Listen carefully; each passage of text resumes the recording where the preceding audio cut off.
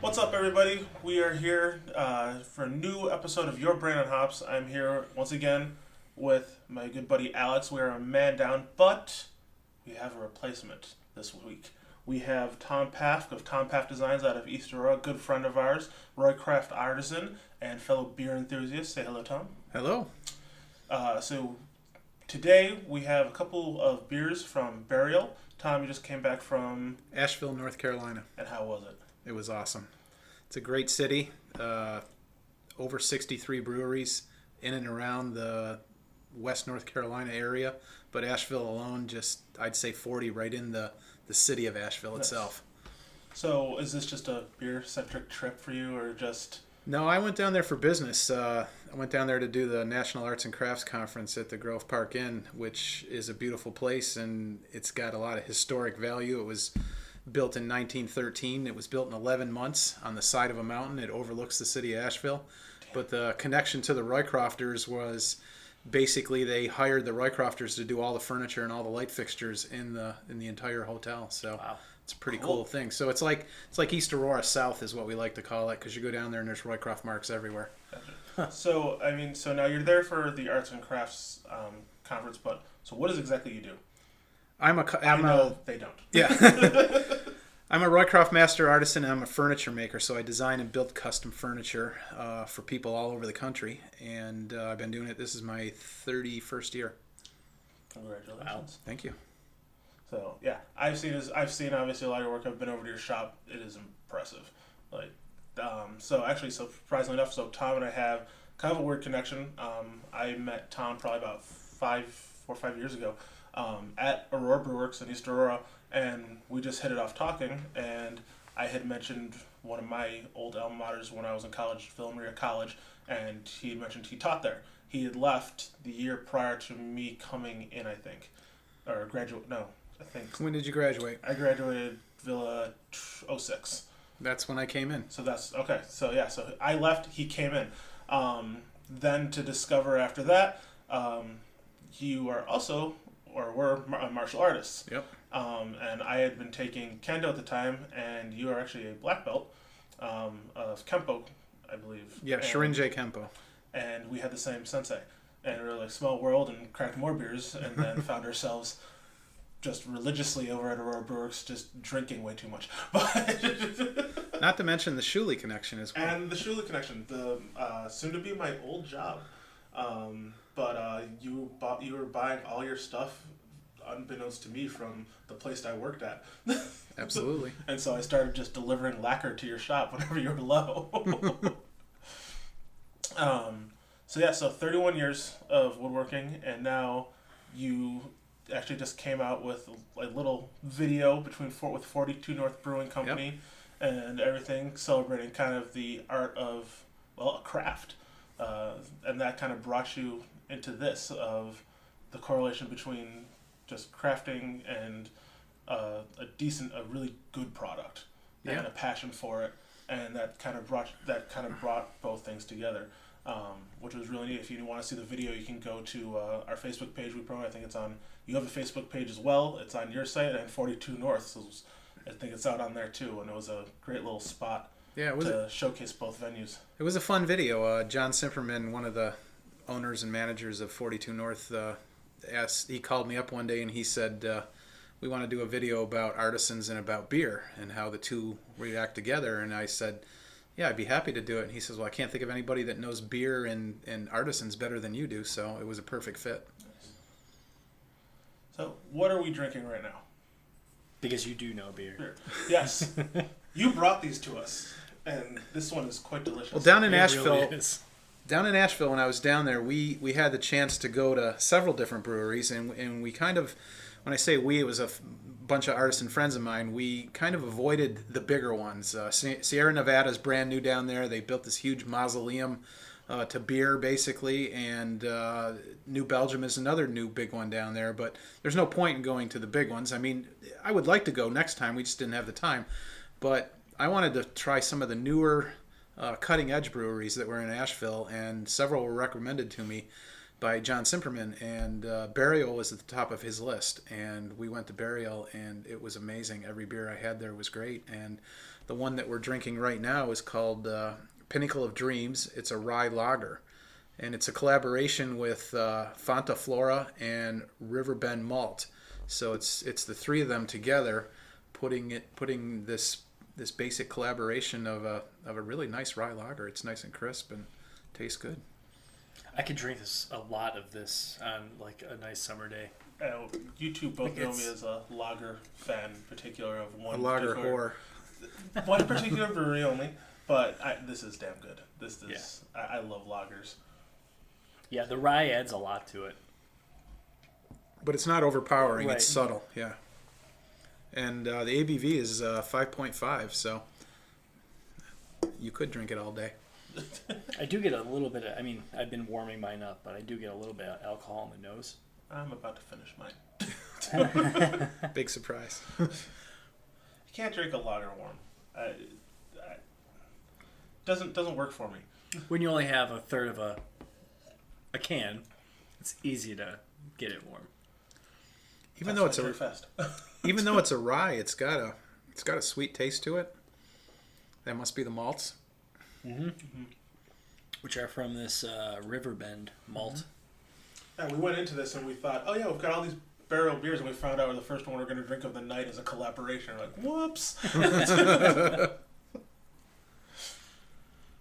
Yeah, I was when we were looking at their website, I thought it was pretty cool that they have some different malts that, like this Appalachian wheat, like the flavor of that wheat has got to be so unique compared to other wheats that are out there that it's got to be able to add. Or this is probably the rye that they're using, this Carolina rye. Like I bet you're not going to find a rye to put in a beer that's going to add the same exact flavor. So you know me, I'm a big food person, and actually one of my favorite chefs, and actually just by watching and keep reading all of his books, is Sean Brock.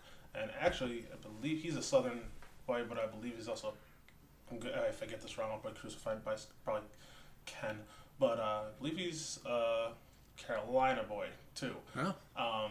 But one of the biggest things he does is he is all about preserving season, particularly grain and rice.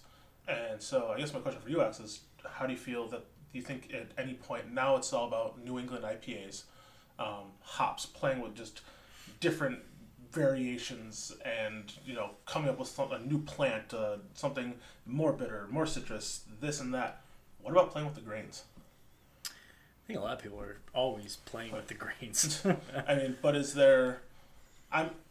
You brew way more than I do now, by tenfold. In terms of, I guess when I go into a brewing store and I'm looking at the malts, I see it via roast. I don't see it in terms of a plant variety. I see everything from light to a dark. I don't think about where it's coming from, what each individual effect of flavor that particular plant is going to have on it. And I don't actually think of, man, how many types of grain could I be putting into this and where it's coming from and how it can affect that beer. I just know light will do this, dark will do that. When it comes down to it, it's hard to differentiate like a Pilsner malt from one company to a Pilsner malt from a different company. It really all comes down to where that was actually grown and the soil conditions and things like that. That's really going to give it the flavor that is going to come through in the end. But that's also where, the kilning process and the malting process actually bring out other flavors based on what the maltster wants to do with it. I think what's unique about this area in North Carolina is this has a history of moonshine over the century. It's just amazing. So these guys are down there playing with all these different malts and grains and different recipes, and it's no wonder that there's 60 plus breweries in that area. That's just the next evolution. Yeah, it's true. Luckily not all down by the river with stills almost blowing everything up. We're making people blind. Yes. Man, running the old moonshine cars through the woods Trying not to get caught. Bootlegging, yeah.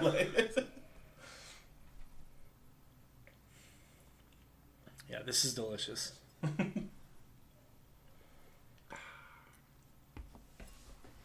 So you've been in Asheville.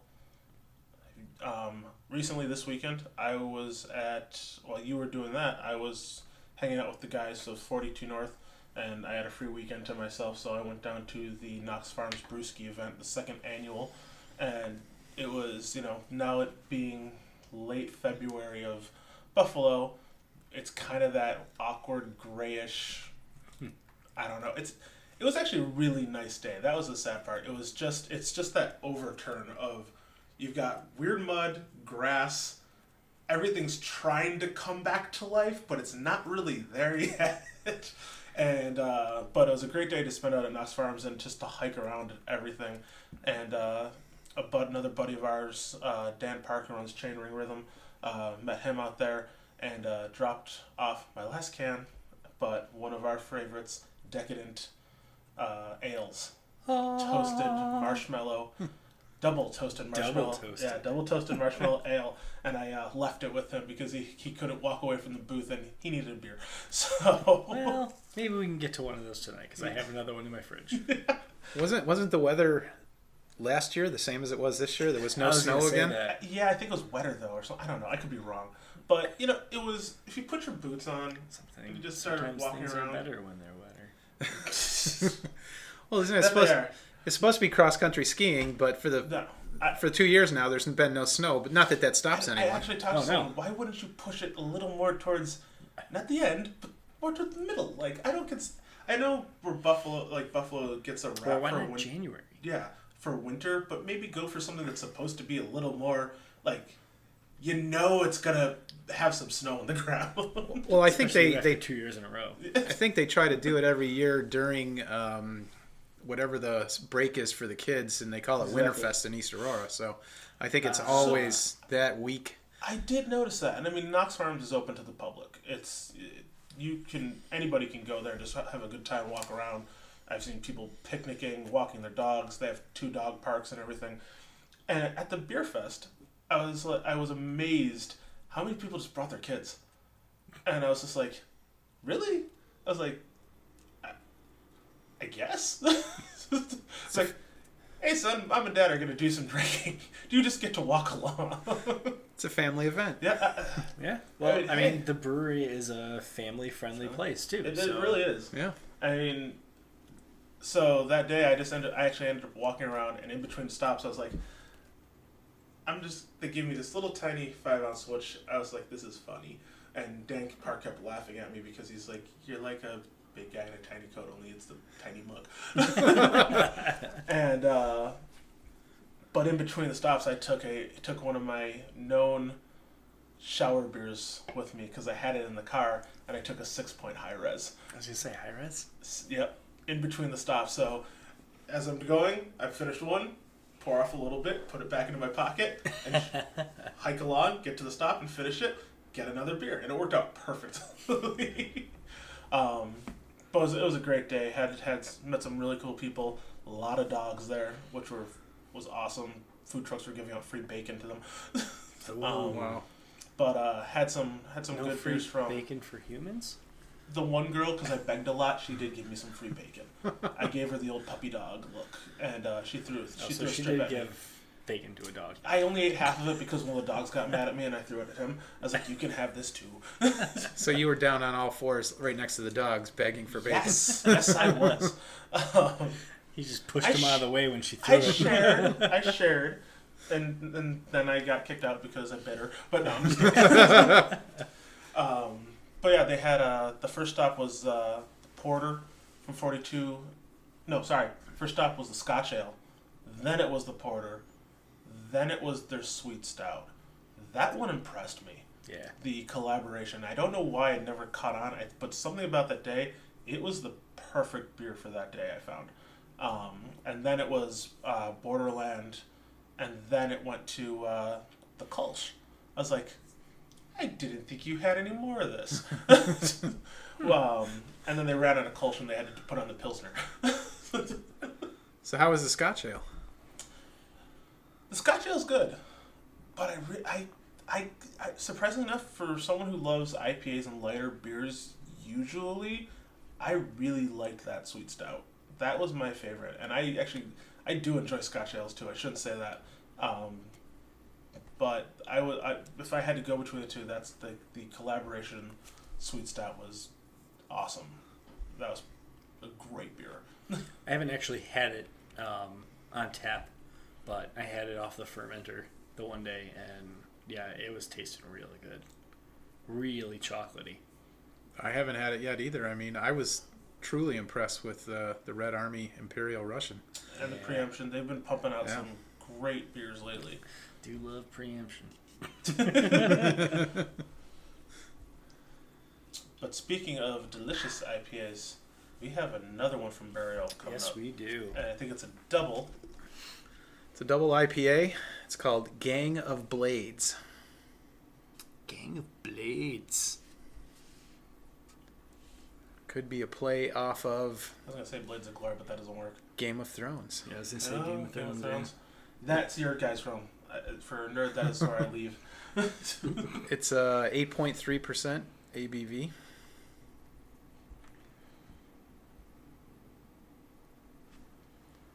And it has an entire story about it. Read to me, Tom. You read. You read it. I can't. I'm blind right now. That's what I was going to say. I can't either. I mean, typical graphics you can't read. I mean, the graphics on these cans are wonderful. They're really gorgeous. Nice. I think the only melting cans skulls and panthers of like. I mean, the brewery itself is really cool. You go into the brewery and it's like death everywhere. I mean, it's called Burial after all. And there's all kinds of farm implements that you can use to kill people, it seems like. I mean, it's decorated with that. And there's skulls and all kinds of neat things. And it's in a, not that Asheville's got a sketchy section, but it was kind of like the little rundown section a little bit. And but they have a beer named Skullsaw. It was the best brewery, I have to admit. We did go to another brewery called Wedge. Ceremonial is this one? No. Which one is this? This is Gang of Blades. Gang of Blades. Whoa. There it is. Did you get some nose off of that? Yeah. I'm about 2 feet away, and that's strong. I'll hand that off to you to pour, sir. Guest gets first pour. Ooh. I shouldn't have read this. I shouldn't have read this yet. You're supposed to be guessing. Do you have something to say, Alex? Nope. Because I'm not going to ruin it for you guys. Ruin away. Let you talk, let me drink. Right,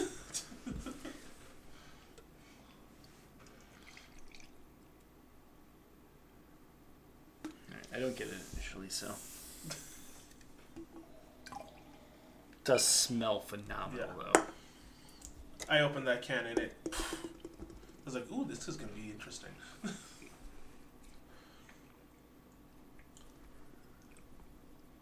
Very tasty.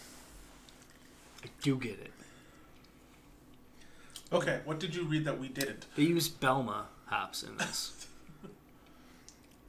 I don't think I've ever heard of Belma. That's what I used in my strawberries and cream IPA. That was also a delicious beer. I don't get it in the nose, but I definitely get a hint of strawberry in the flavor. What I found interesting about the brewery is they didn't have anything you could take away that was a sour or a farmhouse or a saison, but they had a full selection that I drank at the brewery, and all of those were outstanding. It was just anybody that's only been around for 5 years that can produce that many varieties of beer is impressive. Yeah, we've. I think there's some. It's a feat that, someone's in there who's done it long enough. And it's like, no, I've got this down. And sometimes there's a couple of guys who get into it. They get one recipe that worked. They go all in, but now you've got a tap list of 20 beers, but none of them are dialed in. Yeah. I guess I should rephrase that. I said these people producing that many styles of beer, but let's say they're producing that many styles of beer and they're doing it very well. Because we know there's a lot of breweries out there that produce lots of different kinds of beer that are horrible. Yeah, It's very true. quantity does not equal quality in some cases. Right.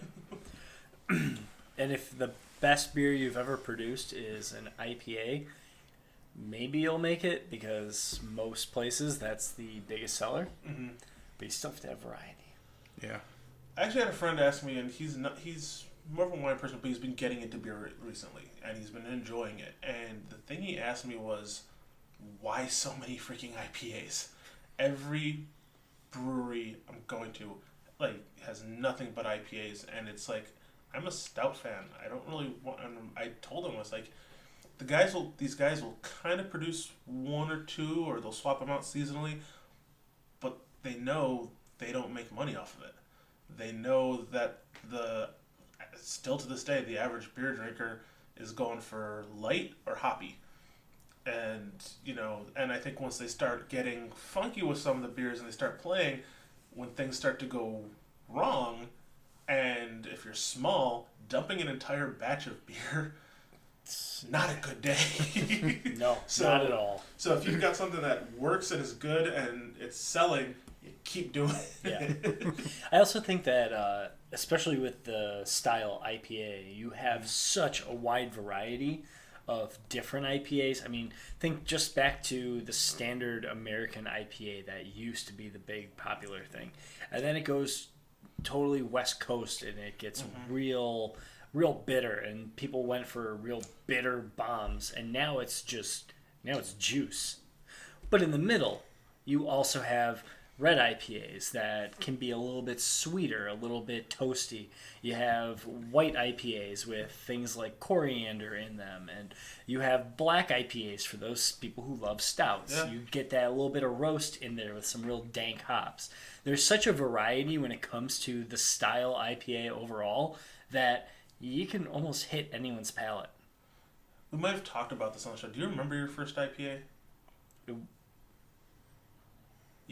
Tom, you remember yours? Yes, I do. It was, was it? Southern Tier. Southern That's what I Tier? was thinking mine was Yeah, too. Southern Tier IPA. I mean, the first time I tried it, a friend of mine gave it to me, and he said, this is a different style of beer. I don't know if you're going to like it. And I drank it, and I said, damn, it tastes like aftershave. Man, this is nasty. But then the trick is, and I've always said this to people, you can't just drink one.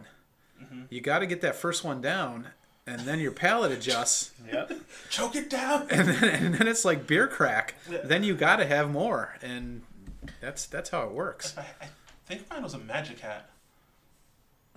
Really? I think mine was a Magic Hat. What good Magic- IPA did Magic Hat ever? That's just the problem. You didn't say it had to be a good Okay. IPA. No, I said You your said first IPA. IPA. I just remember someone threw a bottle of Magic Hat IPA. It was like, here, have a beer.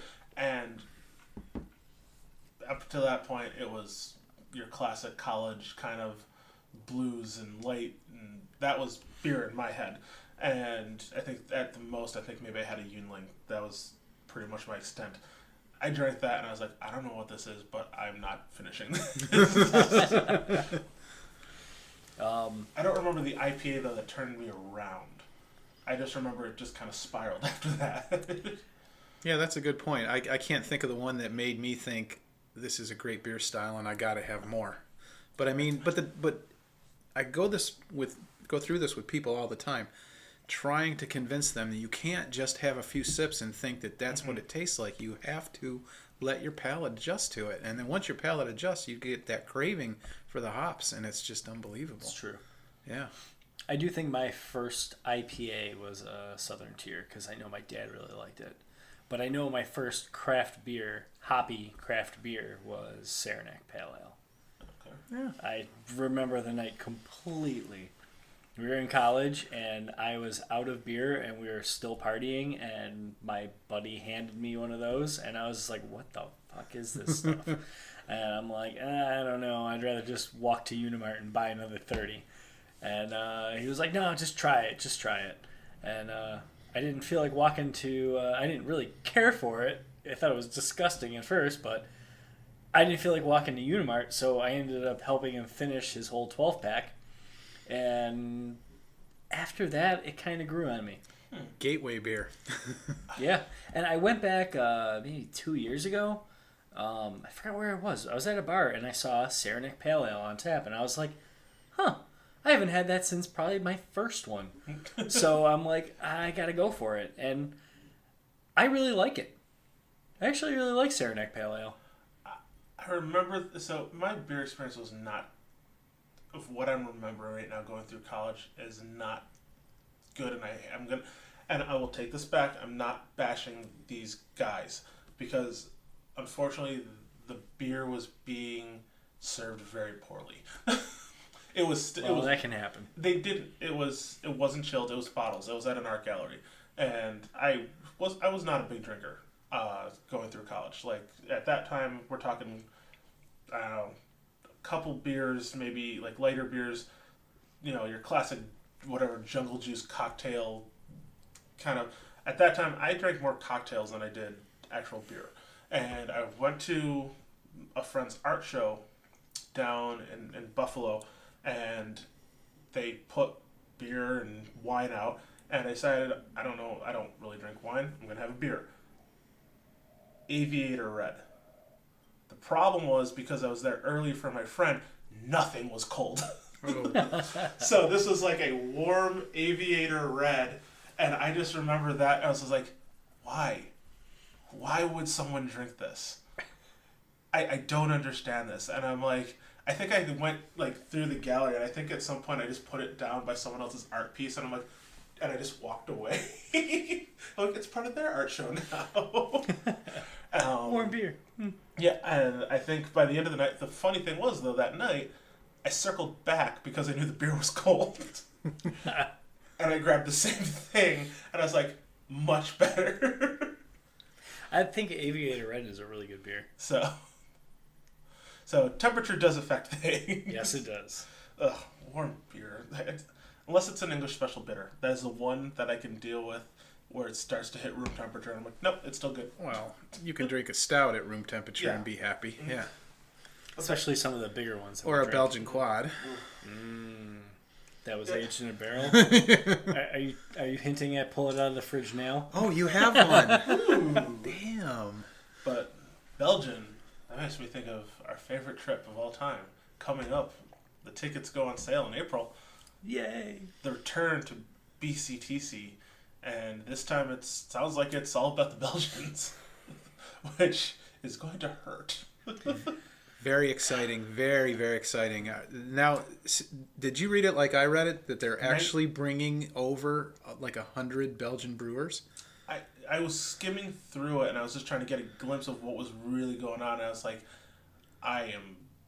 this is going to be bad.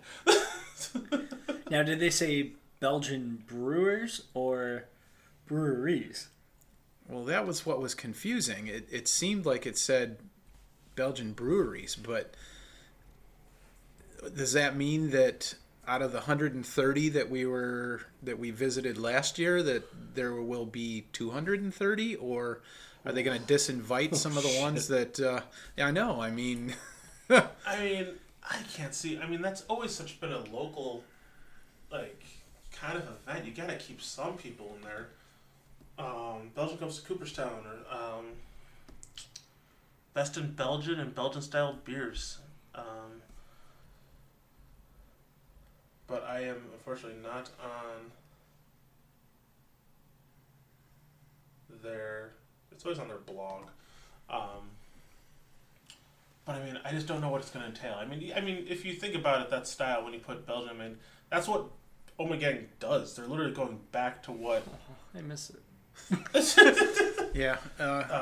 You see one picture with the hops and the tents and everything. I think the way they put it was they want to do the original Omegang of 1549. 1524, I think. But I mean, what it said is Omegang in Belgium means beer festival. Yeah. So you would have to assume you're going to incorporate everybody, and hopefully they produce a Belgian style, quote unquote, whatever. Well, I mean, even if they're inviting everyone back and they're just blowing this thing up to the point where, because didn't they just purchase more land too? I don't know. I feel like I heard that they purchased more land. That might not be an actual I think thing, they're so don't quote expanding me. the brewery. Yeah, or at least the whole like campus there. Yeah, so here it is. While the Emperor won't be in attendance in Cooperstown this year, nearly 100 Belgian and Belgian-style breweries will be. Damn. Wow. That is their line. That is what they wrote. That is what I'm going on. And if it's anything like last year, shit's about to get real. Yeah. Why would we ever leave? Why would we ever come back? Unbelievable. Each pouring their best offerings against the idyllic backdrop of the brewery, which was itself modeled after farmstead breweries found in Belgium. Wow. Bring your aim gay. Well, does this mean that there's going to be like Cantillon and stuff like that? Wow. How I insane mean- would that be? I mean, think about it. When Belgium's not that big of a country, I mean, No.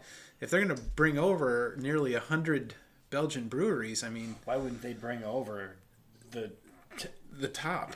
Yeah. I mean, oh my God. It's not going to end well. No, it will, because remember, we're not driving. We're camping. True. Safety first. I just went to a special place in my head for a moment. I mean, I can't even imagine. Like, so there's going to be insane sours. There's going to be Belgian quads. If you haven't gone, Doubles, triples. We've been lucky enough. The first year we went, we just got normal tickets. Well worth it. Second year we went VIP. They did it in a big bad way. Unbelievable what those guys pull off there. It is, if you get a chance, it is an experience like no other. Especially if you love beer. And it doesn't stop. And it's a 3-day event of a celebration of breweries. That's all it is. And you run into people that you start beer sharing. You know, people bring stuff in from other states. People, you know, the breweries, when they're done with their show, they don't leave. They camp out with you. They set up their own tents. Nobody wants to drive by the time this thing is over. They keep pouring. They want that beer gone. They start sharing. People start cooking. It is a festival. And then you wake up, and for some reason your body is just saying, I have energy. And everyone packs up and gets the fuck out. I think what I found the most remarkable thing about BCTC is the people, because you expect to go there and just think about it. You go to any beer fest, any regular beer festival, and you're going to have the bros there, and the bros are going to be drinking their 30 packs of garbage, and there's going to be fighting and all kinds of problems. That doesn't exist at BCTC. All the people are really chill. They're really cool. They're really into beer, and there are no problems. Except for people who have blow-up couches. Yes, that's true. So the thing is, you cannot have open flame there. Some people decided to try and do open flame. It did not last long. And okay. I ended up in a mosh pit with, I think, what was a Russian ska band. Yeah. And I just saw one kid, and he just hit this older gentleman in the back. He's like, I'm going to kick his... I was like, is it worth it? And he just kind of sat there, and he's just like, took a sip. He's like, no, it's not worth it. I'm like, that's the attitude you need to have. I'm like, that kid's rocking out. I'm like, just take a step to the left, and he'll be fine. He didn't mean anything. He's drunken in a mosh pit. And I'm like, you're standing in a poor spot. I think the other really cool thing about BCTC is that, like, you're not, like you were saying about the bros, not even just them hanging out at a festival in general. You're not getting those bros going to a beer festival and walking up to a table and saying, I'll take whichever one's the highest alcohol. Yeah. You know, you're not getting that type of person, because everyone who's there paid a lot of money to be there. Mm-hmm. And you're not going to get people paying that type of money if they're going to say, yeah, I'm just here to get fucked up. No. That's how you eliminate the riffraff. Is you charge them a decent amount of money, and I think it's worth every penny. Oh, I think it is too. I mean, the food alone was insane. I have never turned down that much food. I mean, especially bacon. I've never turned down that I much can't beer. believe that plates of that bacon went back with bacon on it. I mean, that was quarter-inch thick bacon. It was insane. Platters of it. And we said no. You couldn't finish it. There was, I mean, when we showed up, the tables, and this is a big. We're talking a Barnum and Bailey size style tent, filled with banquet tables with hors d'oeuvres in the center of deep fried corn dogs and cheese platters and waffles and All kinds of meats for cheese. Yeah, that was the appetizer. You forgot about dinner because when you sat down at your table with, and the thing is, I kind of like it. If you get your tickets, buy them with your friends if you want to sit together. True. Because otherwise you get split up. You're sitting with people you don't know. But at the same time, you realize you're all there for the same reasons. And that was fun. It was fun sitting with other people and Yeah. getting to know other people. It was not an issue No. because we all got to mingle anyhow. Exactly. But I mean, it You was walk kind of around. cool. So, but on each table, everybody gets a bottle of, that year they had done a specialty release of a new Omegang beer. Every person who was in that tent got a bottle of that to take home. Every table had had cracked open bottles, about 7 each per table of Duval. And you're just like, wait, what? And they came around, it's like, does anybody need more Duval? It's like, why would I need more? There's 7 on the table, there's only 10 of us sitting here, plus I've got this bottle. And then the dinner started, and that's when things got insane because it was 22 ounce, it was 750 milliliter bottles, plus they were bringing out 6-packs, and it was a different beer for every Course. course. Yeah. But to compensate for the amount of people, 10 people per table, they just kept coming out with more beer. They were prepared for you guys to drink.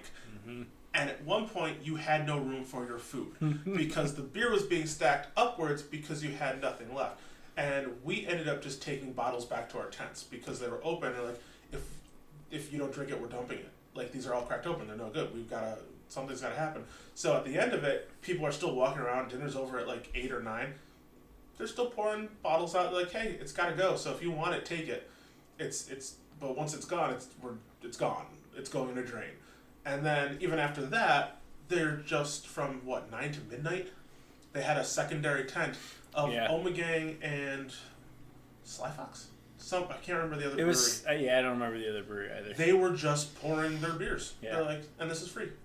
This is just for people to keep hanging out.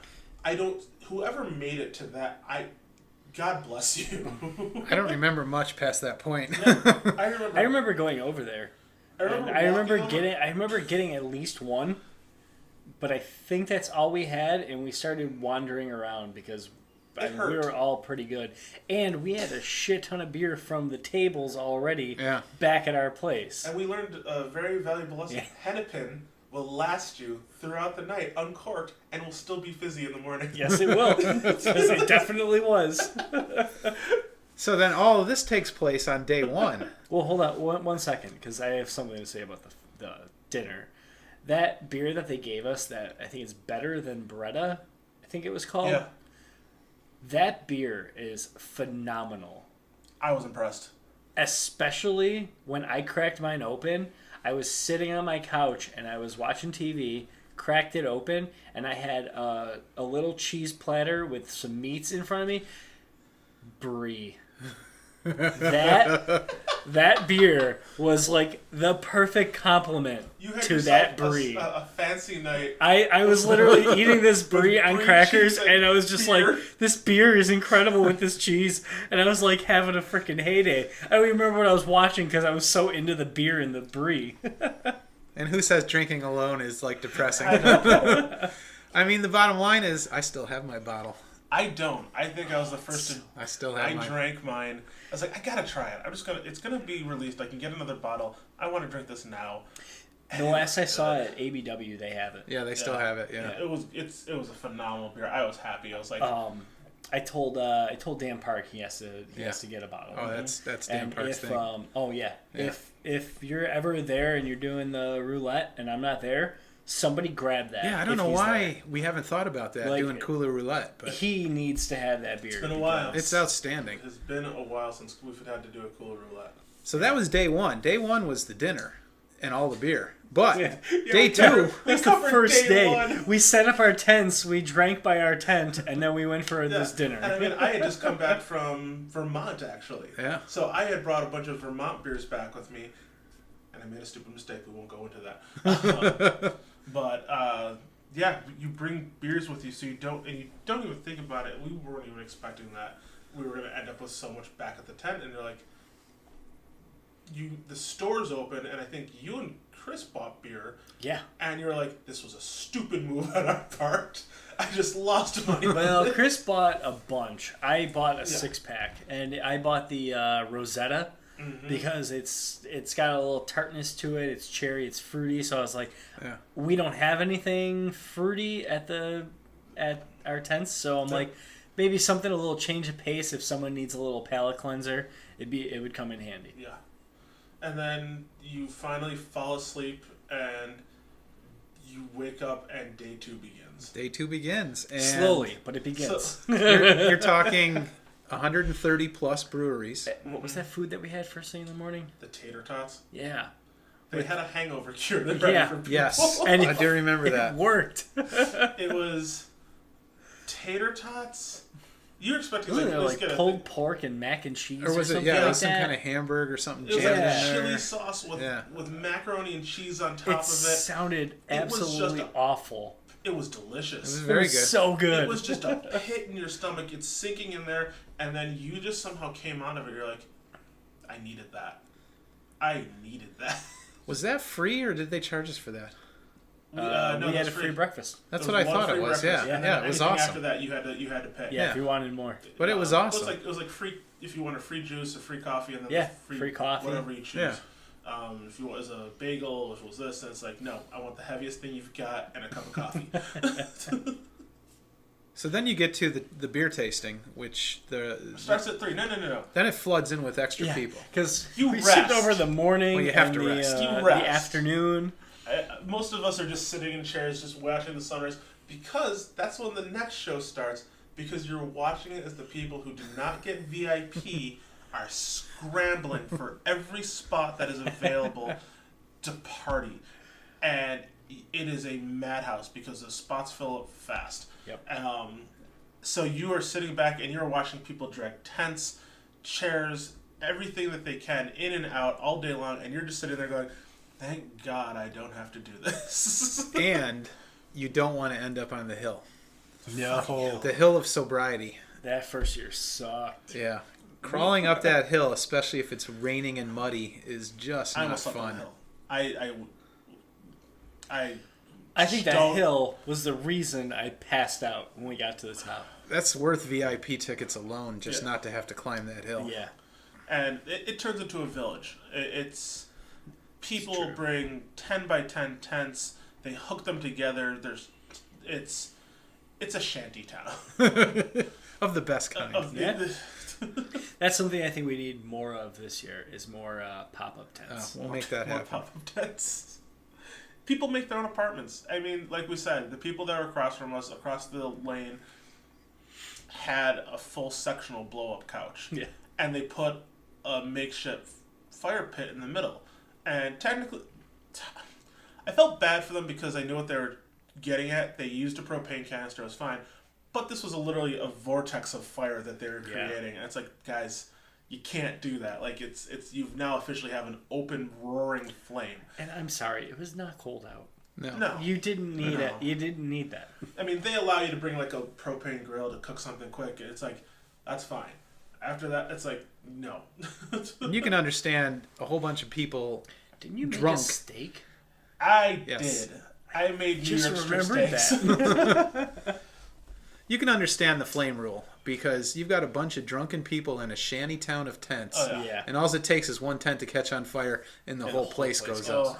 So it's definitely a good regulation, and but there is douchebags that try to get around it. So Yeah, well, there's And- douchebags everywhere. yeah, I brought inevitable. my little Weber grill and I set up my little kitchen, and after the festival is over, we finally made it way back. And we're like, we need food, and I'm like, I got this covered, and I just started grilling steaks. exactly.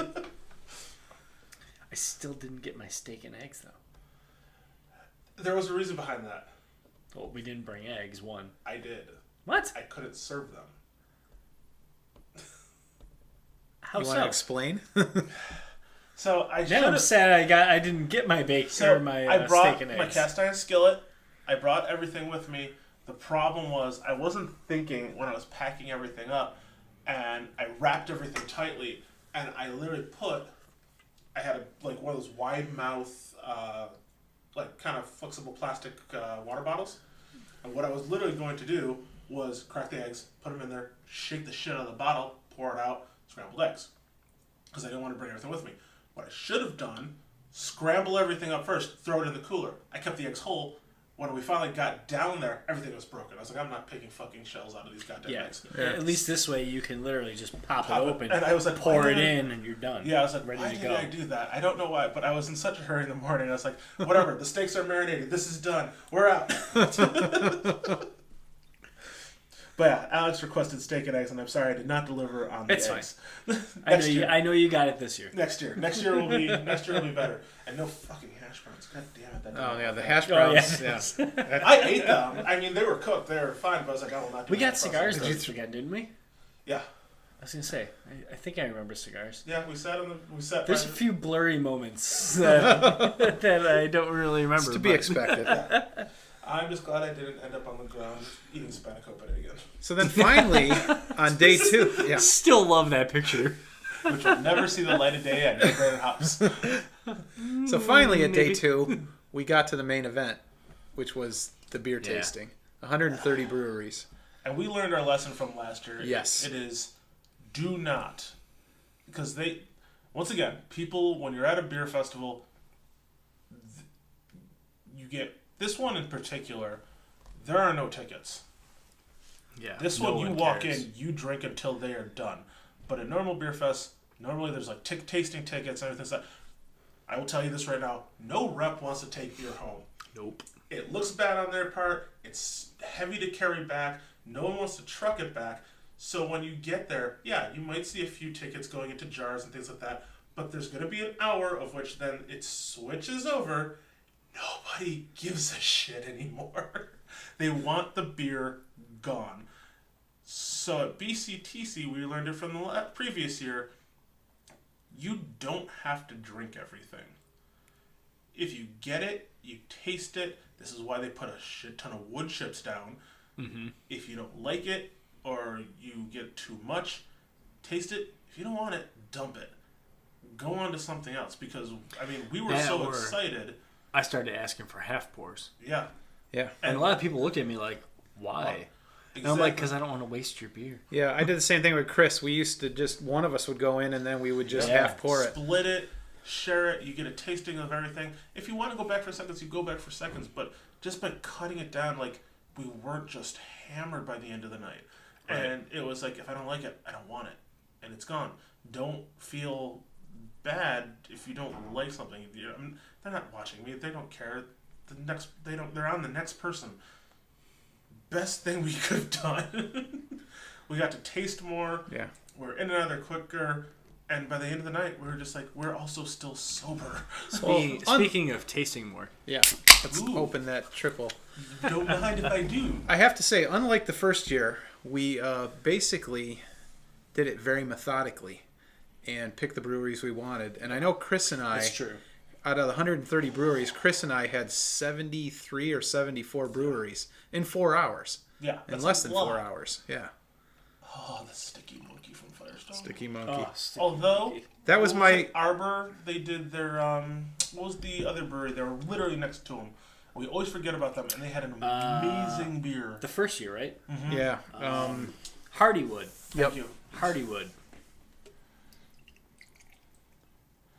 My biggest disappointment was the Sticky Monkey was... Not there this year. no, it was there. But because we were methodical and taking our time going around, by the time we got back around to Sticky Monkey, No, it was told me gone. Sticky Monkey was there. Oh, you didn't get any? I didn't get any. Dude. We did. I was off somewhere else. I don't know. So this is the third in our Burial series. This is a triple IPA. It's Earth as We Know It Now. No, Earth as we now know. Okay, whatever. Close enough. This is Play rock. on It's the End of the World as We Know It. I think that's a play on that. It's the end of the world. Sorry. This is rocking in at I feel fine. our first big double digit of the evening. This is a 10. And Doesn't taste like a 10. It doesn't have like an alcohol heat in the nose either. yeah, they're hiding it. I would have said, okay, 9. There's a little bit of a booziness to it, but I don't taste it. I don't get it in the aroma. So how do you compare this to the double? I mean, are you noticing a difference? Is it an alcohol thing? I get a little more bitterness, and I can pick up on the alcohol, but it's so subtle. You think it's not that's really because we know it, though? Because we know it's bigger? I think the alcohol's bigger I'm getting in a little this. warmth in the throat. Yeah, I agree there. You can feel that on the backside. I didn't get it in the aroma, but it's definitely in the flavor, and it's very present. But I also think it has a bigger malt character than the double. That's pretty impressive that you're not getting the bigness in the aroma, but you're getting it in the taste. Up. Yeah. When this thing warms up, I guarantee you're going to be an alcohol drop. There's not too much to hide it. That's why. And I'm looking at the website. They use a lot of different hops in this. 1, 2, 3, 4, 5, 6, 7, 8, 9, 10 different hops are used in this. Damn. I bet that's an expensive beer to make. I'll call it 9, not 10, because they use Mosaic, but then they also use Mosaic lupulin powder. But Amarillo, Cascade, Citra, Equinox, Idaho 7, Mosaic lupulin powder, Nugget, Simcoe, and Styrian Wolf. Styrian Wolf. I've never heard of that one. Styrian is more of a... I'm wondering if it's a Styrian Golding strain that is grown somewhere else. That would be my guess. Because I've never heard of Styrian Wolf either. But Styrian Golding, I've heard of Celia, or I think it's called Saint Celia, which is another version of Styrian Golding. But it's just grown in different places. Like Mandarina Bavaria. That's just Cascade grown in Germany. So I see it says availability. It's available now, and it's a one-off. So. Yeah. This beer is warming me up. Well, it also says that me it's too. part of the series. So I'm wondering if this is just one version of this series, and they constantly change it. Damn, we got to go back to Asheville and get more of this. This is pretty good. I mean, I've had a few triples in my time that have just been a little bit over the top. This one is sweet. It's smooth. It's really good. Yeah. It's a lot better than the Founders Triple IPA. Definitely. And I like Founders. I mean, I like Founders Brewery and all that, but I don't think Founders is known for their IPAs. I do have a CBS in the fridge, if we want that too. Jesus. This is a school night. I'm off tomorrow. What are you guys talking about? I don't think I'm going to the gym tomorrow. I don't think my boss listens to the podcast, Here. so maybe I'm working from home tomorrow.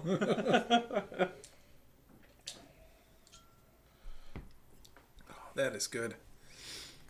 I like that better than the double. It's a dangerous one, though. Double digits, that'll hurt you. Overall, I like the hop character of the double better. This one's got so many hops in it. I think it gets a little muddied to the point where I don't think you're picking up on as many like good notes of specific hops. But then again, I was picking up. I don't know if you guys were getting any strawberry out of that Belma that was in there. I got it. But yeah. I remember, that was just off of pretty much muscle memory of having your beer and being able to... Well, that was 100% Belma. Oh, yeah. Having lots of your beer. So good. Yeah, I think we drank our fair share of the strawberries and cream, definitely. Yeah. That's definitely what I'm doing again soon. Before a local brewery tried to rip it off, who will remain nameless. Yeah. What are you going to do? That's got it. Bitch. It's flattering. That's how I take it. That's why I said bitch. Can't come up with a great one on your own. That's right. You gotta steal it from someone else. They know a good beer when they drink it, and they decide to steal it. It's true. On to better beers. Like this one. Yes. Tasty. Or the brown ale that we're going to brew this upcoming Sunday. Yes. Got some plans in the works, and hopefully, and we will make those work, and that's going to be interesting in the future. Very true. I'm sure our fans will be hearing about it. Oh yeah.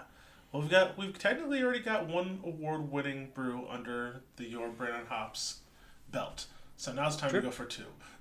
Very true. But speaking of the future, 3. No, I was gonna say in my head, all of my beers are under the Your Brand on Hops, so there's quite a few winners. Okay. But speaking of the future coming, there's an event coming up, Beerology. Yay! We are in it this year. We are going to be podcasting. I don't know if we're going to be doing it live. I think we're just going to do a show from there because we will also be tasting beers, and I think we're just going to screw up the equipment if we try to do Very true. So I'm thinking we'll be putting out another episode very similar to last year's where we're going to go around and we're going to grill all the breweries. Yeah, and I think I'm going to give our last episode a listen so that we make sure that we hit some new people so that all of you get an opportunity to hear from some new breweries. There's some brewers out there that we've been trying to get on the show. Friends of ours that we know very, very well, and they want to do the show, but it is tough to get hold of everybody when we want them. So we're just going to go right to them, and they will have no choice, and we're just going to force their hand. Yes. We're going to say, no, you stop doing what you're doing, and you come talk to me. Yes. Stop serving these people beer and talk to us. We're working here. So yeah, Buffalo Beerology at the Buffalo Museum of Science, March 24th. Unfortunately, tickets are sold out for the event now that this is coming out. Yeah. So I hope you already have yours. Yes, so if you get a chance to, if not, and if you don't, check StubHub because maybe someone's selling theirs. Yeah. Who knows? There's always every beer event, someone's got to get rid of a ticket because they realize they can't go. Yeah. But yeah, that's coming up. That's going to be a lot of fun. Honestly, it's still, year after year, it is still, besides BCTC, it's definitely my favorite local beer festival. Local people from Buffalo, breweries. Usually there's talks on brewing, hops, guest speakers. It's a collective. It's a weird bunch because also you're running around drinking beer and playing with all the Science Museum exhibits. Yeah, exactly. It is at the Science Museum, yes. So let's talk about the science of brewing. And I think that's like the first year that I ever went. I was blown away by it because I actually sat in on all 3 talks that happened, and it was just so cool because at that point, I mean, I didn't brew for 42 North. I was just doing my own thing. The podcast wasn't a thing at that point. I was literally just brewing beer at home and just loving beer, and it was so refreshing to hear somebody talk about the science behind beer and like, wait, I know this stuff. It's not just people talking about, styles and things like that. There's others like me. There's actually exactly. But at the same time, there aren't really lines for the beers. No. You're not waiting in line at a table for a specific brewery. You can actually talk to the brewers because it's pretty much the brewers who are at every single table. So you have the opportunity you're not talking to volunteers and people like that. And they want your questions. They like it when you're intrigued by what they do. They'll talk to you exactly. if you ask them questions. As long as they're not like really stupid questions like which one's your most alcoholic? Exactly. Because then they know, all right, just please leave. Go away. You get excited, they get excited, and actually when you do that, they kind of want to pour you more. They want you to try what's new. They want feedback. 42 North opened. Clay, who's the head brewer out there, when they first opened, he went around to every single table and he asked every single person, "What do you think of the beer? What do you think?" I remember telling him that oatmeal cookie was not good, and it hurts you a little bit. You're trying not to hurt someone's feelings, but at the same time, if you don't let them know that something isn't good or you don't like something, they will never go back and change it. It's true. There's no reason to give false facts to someone like that, because then you don't get a good beer. Yeah. And that's all they want to do. They want to make good beer. So if you tell them, oh, I don't really understand this, and they're like, oh, really? They'll either explain to you why they did it, or in their heads they're going, maybe I got to go back and tweak some things. I do remember before they even opened at 42, when they had that event at ABW, and Clay came down and they had the having there. us. Yeah, they were having us try all their beers, and he said, "Don't be friends. Don't tell me bullshit. Just tell me what you think." And we didn't hold back. No. We told them everything. And next time they came around, everything was improved 100%. Yeah. It was unbelievable. It turns around, and you get that when you go back to the brewery. I've seen it. I've had it happen multiple times. I go back in a year, they changed it. They changed it again. It's like, we finally got one we really, really like. And then they're proud of that beer. And the number one rule, we've said it on this podcast before, don't be a dick about it. Exactly. Criticism is good. Being an asshole is not. Yeah, just tell them what you truly feel about the beer, and it'll get better. And it did. And it's amazing. And I think that's why 42 is so successful, because they did it right. Yep. Right out of the gate. And I mean, it shows with the preemption. And I'm excited because if you haven't listened to our last, or 2 episodes back, I think, or 1 episode back, Man Down, Alex and I did this live out of 42 North Brewing Company. It was about the pilot series that they did.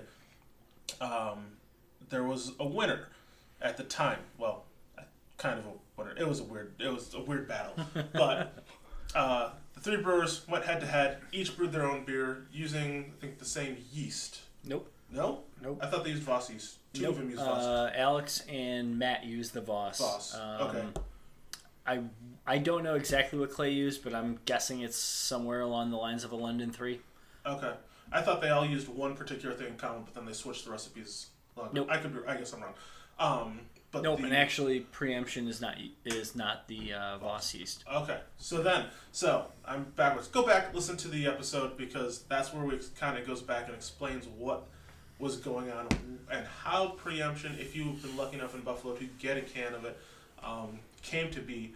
Well, we gave a winner of our own choosing on the episode, and that was the head brewer Clay. He's coming back. He tweaked his recipe. They're coming out with those in cans soon. So if you've got preemption, hang on to it. Save one. Do a side-by-side. You can have your own pilot battle at home. With the tuned up versions of those pilots. Of those beers. Because for us, Clay came in first, but Alex came in second. He was not happy about that. No, and that's how you got Alex 2.0, which became the preemption, which everybody loved, which was damn good. What do you mean was damn good? I still have some in my fridge. I still have 1 can left. I have 1 can left at home. But yeah, Alex is coming out with his beer. He's calling it True Lines. I think it's in... Clay, sorry. True Lines. I think it's a little homage to True Lies. All I'm picturing is, I think if I get this movie right, I'm picturing the plane at the very end of the movie. Is that True Lies? Is that the one with Arnold? That's the one with Arnold. Yeah. Okay. That is the movie, right? I think so. Girls on the tip of the plane fighting the terrorist threat. I don't know. That's what he's picturing. There was beer involved. There's beer involved. There's beer spraying all over. But that should be really interesting. That's coming up. So a lot of cool things happening out in the beer world. And I think on that note, that is pretty much the ending of all our beers for the night, unless we have one more. There's many more in my fridge. What are we in the mood for? Crack those bitches open. All of them? Okay. This It'll be a long episode. This is not going to bode well. How about Bourbon County? Oh God. Jesus. We could just end it right here too. We could end it and then drink. Yes, I like that notion. Let's do that. Let's get out of here. I just want to. I'm done talking. I want to sip things. Well, okay, that's it for pretty much this episode. We've had a great time today. I want to thank Tom Pafk for joining us, and I hope he comes back. Thank you for the beers. Thank you, Burial Brewing Company. Those were phenomenal, and I hope to get down there at some point. So hopefully, another episode. Chris, we miss you. We don't know where you are. Hopefully you're safe, buddy. We love you. I'm Dan. Alex. And I'm Thomas. Guys, have a good one. Cheers. Cheers. Cheers.